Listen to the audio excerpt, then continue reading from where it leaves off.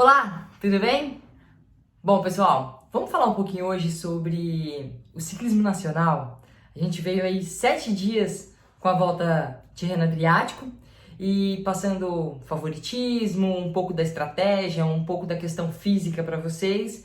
E hoje eu quero trazer vocês para parte do nosso ciclismo nacional e contar algumas coisas que estão acontecendo. Acredito que alguns saibam, mas a grande maioria pode estar se perguntando: e o ciclismo brasileiro diante do cenário internacional? As provas já começaram a acontecer, né? Tanto de mountain bike quanto de ciclismo de estrada e os nossos atletas. Eu vou passar para vocês agora. Ontem a gente recebeu uma notícia um pouco triste. Ontem, 16 de março, a gente recebeu uma notícia triste que a seleção brasileira de ciclismo de mountain bike não estará presente no Campeonato Pan-Americano desse ano, que vai ser realizado a partir agora do dia 24, acredito que é dia 24, na cidade de Porto Rico. Primeiro eu vi a notícia no Instagram do Avancini e depois logo saiu o comunicado no site da Confederação Brasileira de Ciclismo. E isso se dá à situação atual que a gente está vivendo, onde os brasileiros têm algumas restrições de entrada praticamente em todos os países do mundo. Praticamente em todos os países do mundo. Alguns aceitam brasileiros vindo de, por exemplo, você pode passar pelo México. Tem uma atleta minha, eu já vou falar dela, tem uma atleta minha, uma para-atleta minha, que ela tá no México agora fazendo quarentena para ir para os Estados Unidos depois. E também, ou tem alguns outros países da Europa que você pode chegar lá, mas para ir para um outro país 14 dias depois, porém você tem que ficar 14 dias isolado dentro de um quarto de hotel.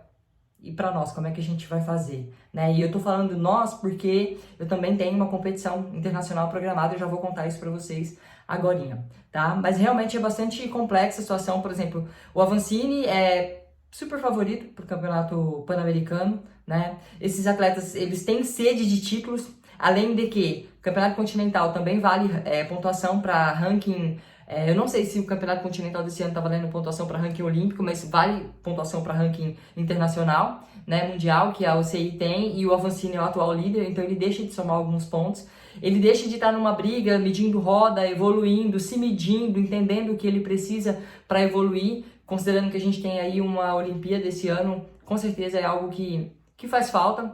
Eu acho que, para mim, como atleta, é difícil.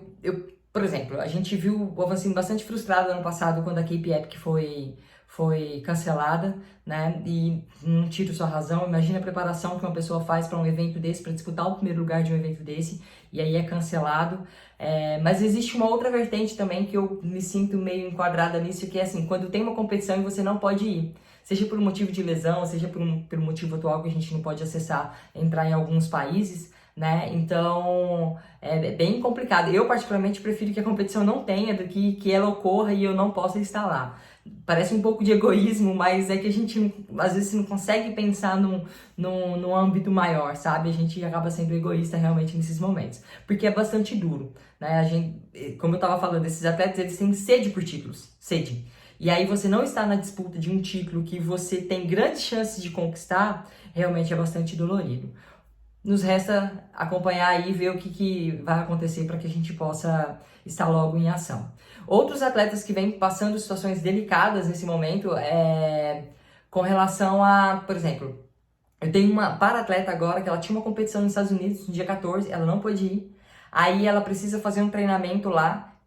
Chegou ontem no México, ela vai ficar 14 dias no México e depois ela vai para os Estados Unidos. Eu acho que para a seleção de mountain bike e para o Campeonato Pan-Americano também teria que fazer essa quarentena em algum país, provavelmente o México. Só que quando a gente fala numa seleção brasileira, é uma logística muito grande e isso fica absurdamente caro, tá? Eu digo isso porque, por exemplo, a Seleção Paralímpica de Ciclismo de Estrada tem competições internacionais a partir do dia 2 de maio, começando na Bélgica, etapa de Copa do Mundo. Alguns atletas estão selecionados para ir nesse evento, só que a confederação vive esse impasse de logística. Como a gente vai entrar, né? Se passar por um outro país, ficar 14 dias num outro país, fica muito caro para você levar uma equipe grande, né? Atletas, comissão técnica, equipamento, fica bastante caro.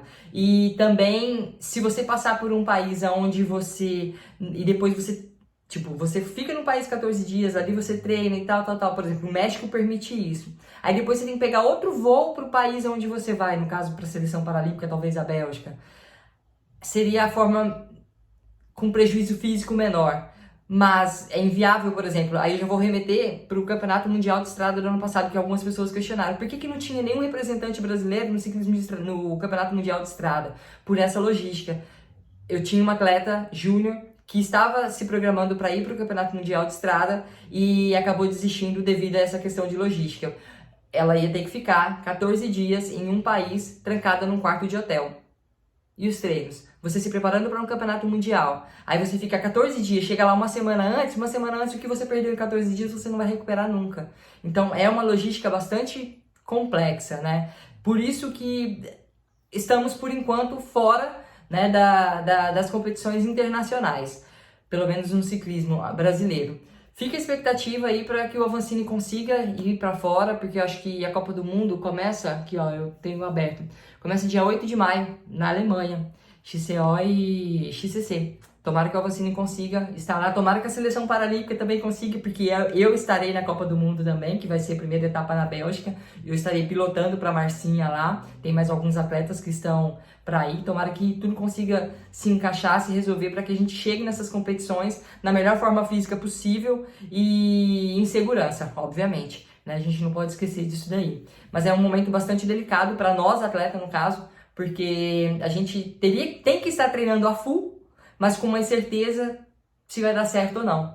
Tem que estar com a cabeça muito boa e muito focado para extrair o seu melhor, acreditando que vai ter, mas também se preparando para que você possa receber uma notícia não muito positiva. É isso. Ano olímpico, a gente está tendo que rebolar para se preparar. Ano olímpico, ano paralímpico, né? A gente está tendo que rebolar literalmente para se preparar da melhor forma possível e chegar num alto nível nessas competições.